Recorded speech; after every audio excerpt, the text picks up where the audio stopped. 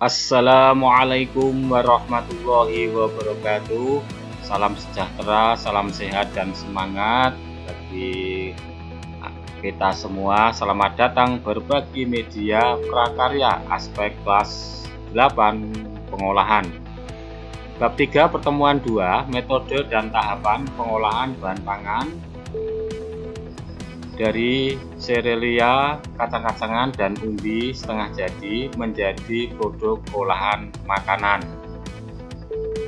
Sekali lagi, salam sehat dan semangat. Silahkan disimak, dipahami materi video pembelajaran ini agar menjadi paham.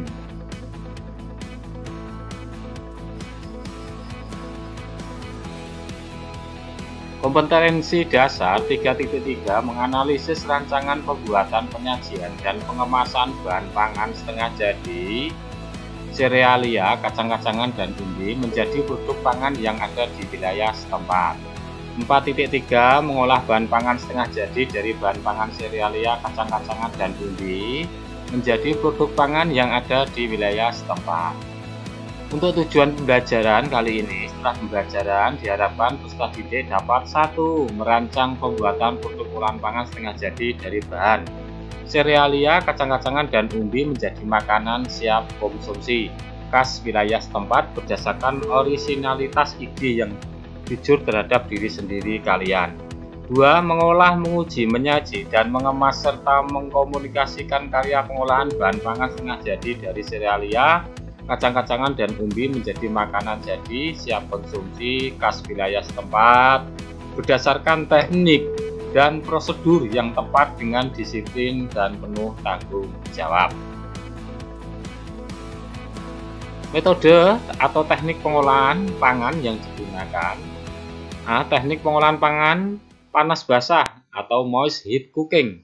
Teknik pengolahan ini menggunakan bahan dasar cairan untuk mematangkan makanannya dengan tidak melebihi suhu didih. Teknik pengolahan pangan panas basah meliputi 1. Teknik merebus boiling, 2. Teknik merebus menutup bahan pangan poaching, 3. Teknik merebus dengan sedikit cairan bracing, 4. Teknik menyetup menggulai stewing, 5. Teknik mengukus steaming. Makanan yang diolah dengan cara ini yaitu berupa puding dan bolu. 6. Teknik mendidih simmering, 7. Teknik mengetim. Cara ini memang memerlukan waktu yang lama seperti nasi tim dan coklat.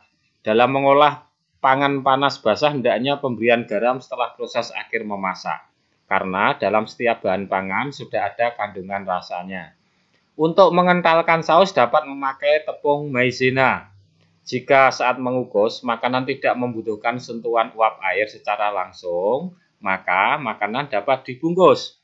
Air untuk mengukus harus cukup. Jika air kukusan habis, makanan yang dikukus akan beraroma hangus. B. Teknik pengolahan panas kering, dry heat cooking, yaitu mengolah pangan tanpa bantuan bahan dasar cairan untuk mematangkannya. Teknik pengolahan pangan tersebut digunakan sesuai dengan kebutuhan olahan pangan yang akan dibuat. Tidak semua akan digunakan untuk satu olahan pangan. Teknik pengolahan panas kering meliputi 1. Teknik menggoreng dengan minyak banyak atau deep frying. Pada proses pengolahan dengan metode deep frying ini beberapa kandungan gizi akan rusak, tetapi kandungan energinya akan tinggi karena mengandung lemak. Proses deep frying juga biasanya lebih sedikit kehilangan kandungan vitamin yang larut dalam air, karena dalam proses ini tidak terdapat air yang melarutkan. Sebagai contoh, keripik kentang lebih banyak mengandung vitamin C dibandingkan kentang rebus. 2. Teknik menggoreng dengan minyak sedikit shallow frying, 3. Teknik menumis sauting, 4. Teknik membakar grilling, 5. Teknik memanggang baking. Ini teknik pengolahan setengah jadi menjadi produk olahan dari bahan serealia, kacang-kacangan, dan umbi yang digunakan. Selain itu juga menggunakan teknik yang lain, misalkan mencampur dengan mixer, yaitu membuat adonan untuk adonan kue, roti, ya, onde-onde dan sebagainya. Atau teknik menghaluskan, yaitu menghaluskan bumbu. Untuk selanjutnya, Memanggang atau baking adalah pengolahan bahan pangan makanan di dalam oven dengan panas dari segala arah, tanpa menggunakan minyak atau air. Beberapa metode ini sebagai berikut. 1. Ketika memanggang dengan oven, bahan makanan akan mengeluarkan uap air yang membantu proses pemasakan bahan makanan. Teknik ini digunakan untuk produk pastry dan roti. Selain itu, untuk memasak daging dan ikan. 2. Memanggang dalam oven menambah kelembapan. Ketika memanggang bahan makanan, memasukkan wadah berisi air yang akan mengeluarkan uap air yang masuk ke dalam oven, menyebabkan kandungan air dalam bahan makanan bertambah dan akan menambah kualitas makanan. Penerapan teknik baking dapat dilakukan dengan berbagai bahan makanan, diantaranya yaitu kentang, roti, cake, biskuit, ikan, dan sayuran. 3. Memanggang dalam oven dengan menggunakan 2 wadah atau teknik mengetim anak-anak. Seperti teknik mengetim itu. Wadah pertama berisi bahan makanan, kedua diberi air. Wadah pertama dimasukkan ke wadah kedua, sehingga panas sampai ke bahan makanan lebih lambat. Jadi tidak akan mengakibatkan panas berlebih dan mengurangi makanan terlalu matang. Contohnya adalah pembuatan puding karamel, hot pudding, Frankfurt. Untuk selanjutnya, tahapan pengolahan. 1. Tahapan perencanaan merupakan tahapan identifikasi kebutuhan, ide atau gagasan perencanaan produk pengolahan pangan dengan bahan dari serealia, kacang-kacangan, dan umbi setengah jadi menjadi makanan. 2. Tahapan pelaksanaan pembuatan. Dimulai tahap persiapan untuk merencanakan pembelian bahan sesuai kebutuhan, alat yang dibutuhkan, dan proses pengolahan pangan dari pengupasan bahan sampai dengan keselamatan kerja. 3. Tahapan penyajian atau pengemasan. Dalam tahapan ini yang perlu diperhatikan adalah mengenai wadah kemasan untuk hasil olah produk setengah jadi yang tidak disajikan secara langsung. Etika pemakaian kemasan dan pemakaian wadah yang memenuhi syarat kesehatan dan estetikanya. 4. Tahapan evaluasi. Setiap selesai melaksanakan kegiatan pengolahan harus selalu melaksanakan evaluasi. Bagaimana hasil olah bahan setengah jadi yang dihasilkan memuaskan atau tidak. Mungkin resepnya perlu perbaikan, cara mengolah kurang tepat, dan cara pengemasannya dilakukan menarik atau tidak, mampu menambah nilai jual atau tidak, agar memperoleh hasil yang maksimal sesuai harapan yang diinginkan. Selanjutnya penyajian dan pengemasan. Beberapa hal yang penting diperhatikan dalam penyajian hasil olahan sebagai berikut. 1. Alat saji tradisional dan alat saji modern. Jenis-jenisnya sudah saya jelaskan di pertemuan sebelumnya. 2. Kombinasi warna. Penataan warna pada penyajian makanan memberikan nilai yang positif atau nilai plus. 3. Rasa. Rasa makanan akan menentukan kualitas hasil olah. Terlebih apabila cita rasa tersebut sudah memiliki banyak pelanggan atau konsumen, maka harus tetap diperhatikan dan dipertahankan. Penyajian makanan panas atau dingin. 4. Bentuk dan tekstur. Bentuk potongan yang menarik dapat meningkatkan selera makan juga. 5. Hiasan atau garnish diharapkan menggunakan yang selain higienis juga menggunakan yang alami. Mampu memberikan aksen atau warna atau kekhasan tersendiri. 6. Kebersihan. Waktu proses pengolahan, penyajian ataupun kemasan, hidangan yang tidak higienis akan merusak selera makan. 7. Kemasan. Pada penyajian hidangan atau kemasan harus dipilih sesuai hidangan yang akan disajikan atau dibawa pulang. Perlu dipilih yang kuat dan tidak bocor, tidak mudah terkontaminasi, layak pakai dan tidak mengandung bahan kimia berbahaya. Misalnya, pada bahan dari plastik tidak layak untuk menyajikan hidangan panas karena sangat berbahaya bagi kesehatan. Bahan pewarna pada wadah plastik akan luntur atau larut bila terkena hidangan yang panas karena terbuat dari bahan kimia dan tidak akan larut di dalam tubuh sehingga sangat berbahaya bagi kesehatan tubuh manusia. Merancang pembuatan produk olahan pangan setengah jadi dari serealia, kacang-kacangan, dan umbi menjadi produk pangan khas wilayah setempat. 1. Menentukan jenis produk olahan.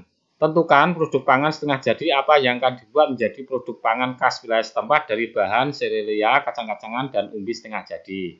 2. Menentukan alat dan bahan. Definisikan peralatan yang dibutuhkan dalam proses pengolahan produk olahan pangan yang akan dimasak. Begitulah bahan utama, tambahan, dan campuran yang dibutuhkan dalam pembuatan produk olahan pangan tersebut. 3. Proses pengolahan. Uraikan cara pembuatan produk olahan pangan tersebut. 4. Penyajian. Rencanakanlah cara penyajian produk olahan pangan tersebut dengan sebaik-baiknya. Alat saji yang akan digunakan, kemasan yang sesuai apabila produk olahan pangan tersebut dibawa pulang atau dijual ke konsumen.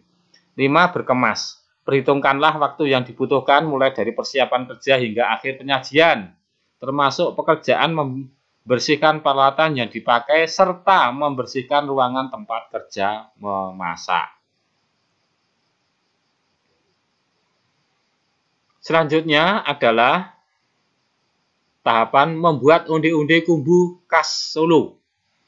Bahan kulit setengah kilogram tepung ketan, 1 on tepung kanji, 1 on gula pasir, 1 sendok makan garam, 1 sendok makan baking powder bubuk, 500-600 cc santan hangat dari setengah butir kelapa, 2 on wijen.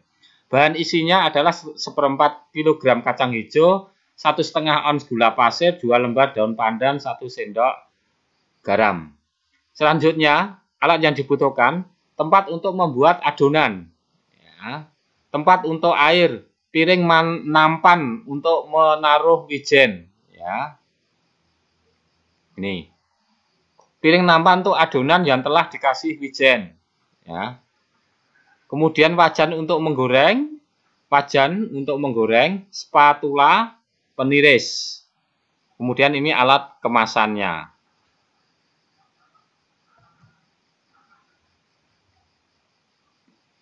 Selanjutnya, bagaimana tahapannya membuat onde-onde kumbu khas Solo. Cara membuat isi. Rebus kacang hijau sampai lunak, haluskan. Tambahkan gula pasir, garam, aduk sampai mengental. Langkah-langkahnya, perhatikan ini urut-urutannya, cara membuat bulatannya. A. Campur semua bahan kecuali wijen. Tuangkan santan hangat sedikit demi sedikit, uleni sampai bisa dipulung, ya, seperti pada gambar yang di depan tadi juga, ya. Bentuk adonan tersebut bulat-bulat, ya. Kemudian pipihkan, ya. Isi dengan kumbu, ya. Isi dengan kumbu, bulatkan lagi, ya, bulatkan lagi hingga membuat bentuk bulatan seperti ini, ya. Nih. Goreng dengan minyak hangat dan banyak, ya. Ini menguleni wijen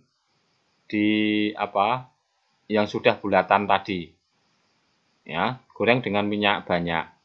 Kemudian siap disajikan dan dikemas. Untuk kemasannya di awal tadi, di depan tadi. Demikian untuk membuat onde-onde kumbu khas Solo.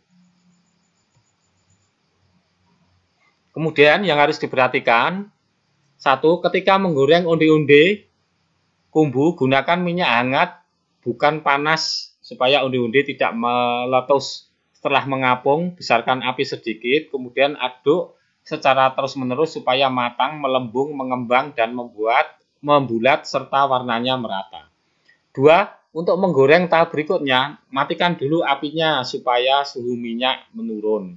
Setelah hangat, masukkan kembali onde-onde dan goreng dengan cara seperti di atas. 3. Jangan terlalu banyak memasukkan onde-onde ke dalam minyak, karena akan mengembang dan onde-onde harus terendam minyak di frying ketika digoreng. 4. Selagi panas, jangan ditumpuk ya onde-ondenya supaya nggak peyat kulitnya. 5. Menggoreng onde-onde ini saya lakukan 2 tahap. Sore hari setelah selesai dibuat dan keesokan harinya. Hasilnya ternyata berbeda anak-anak. Onde-onde yang digoreng secara langsung hasilnya ada yang meleyot meski sedikit. Sedangkan yang menginap di kulkas semalam kemudian digoreng lebih kokoh hasilnya.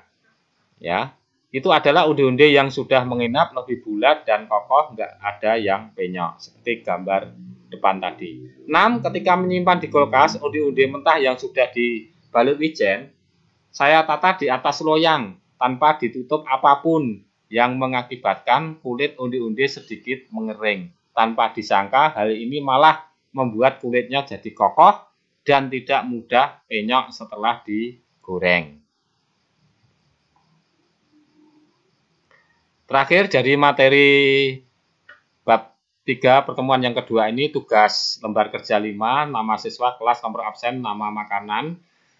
Pembuatan perencanaan makanan dari bahan dari sereal, kacang-kacangan, dan umbi setengah jadi menjadi makanan jadi ya. 1. Perencanaan, identifikasi kebutuhan, alasan, dan ide gagasan. 2. Pelaksanaan, persiapannya, yaitu mendata alat dan bahan yang dibutuhkan termasuk pembelian bahan. B. Langkah pengolahan, ya, urut-urutannya, tahapannya. Kemudian 3. Penyajian pengemasan, mendata alat dan bahan penyajian yang dibutuhkan. Ini untuk perencanaan sebelum pembuatan.